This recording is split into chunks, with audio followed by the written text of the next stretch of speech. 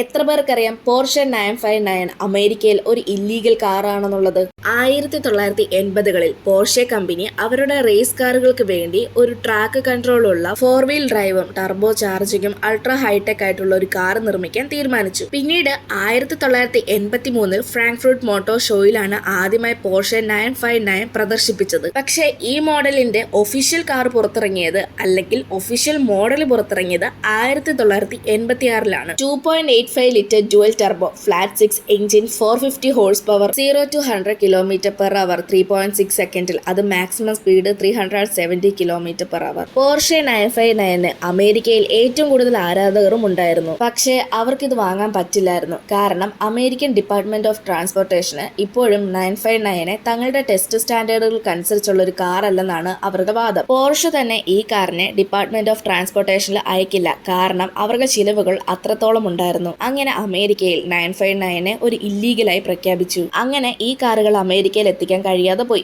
എങ്കിലും ചില ആളുകൾ, പ്രത്യേകിച്ച് ബിൽ ഗേറ്റ്സ് പോലെയുള്ള സാങ്കേതിക ലോകത്തിലെ ബില്യൺമാർ 959 വാങ്ങുമായിരുന്നു. പക്ഷെ അവർക്ക് പോലും ഈ കാറുകൾ നല്ലപോലെ ഉപയോഗിക്കാൻ പറ്റിയിട്ടില്ല. കാരണം കസ്റ്റംസിൽ കാറുകൾ അടിച്ചു നിന്നു. അങ്ങനെ വർഷങ്ങളോളം കാറുകൾ കസ്റ്റഡിയിൽ തന്നെ കിടക്കുകയും ചെയ്തു. പിന്നീട് 1999 ഷോ ആൻഡ് ഡിസ്പ്ലേ എന്ന നിയമം കൊണ്ടുവന്നു. അവിടെ ചരിത്രപരമായ കാറുകൾക്ക് പ്രത്യേക അനുമതി നൽകി. ഇന്നും പോർഷെ 959 വണ്ടിപ്രാന്തന്മാർക്ക് ഏറ്റവും ഇഷ്ടമുള്ള കാറുകളിൽ ഒന്നായി തന്നെ തുടരുന്നു. നിങ്ങൾക്ക് പോർഷെ കാറുകളിൽ ഏറ്റവും ഇഷ്ടമുള്ള കാർ ഏതാണെന്ന് കമന്റ് ചെയ്യ്. ഇതുപോലെയുള്ള കൂടുതൽ വീഡിയോസ് കാണാനായി ചാനൽ സബ്സ്ക്രൈബ് ചെയ്യാനും ഇൻസ്റ്റഗ്രാമിൽ ഫോളോ ചെയ്യാനും മറക്കല്ല്.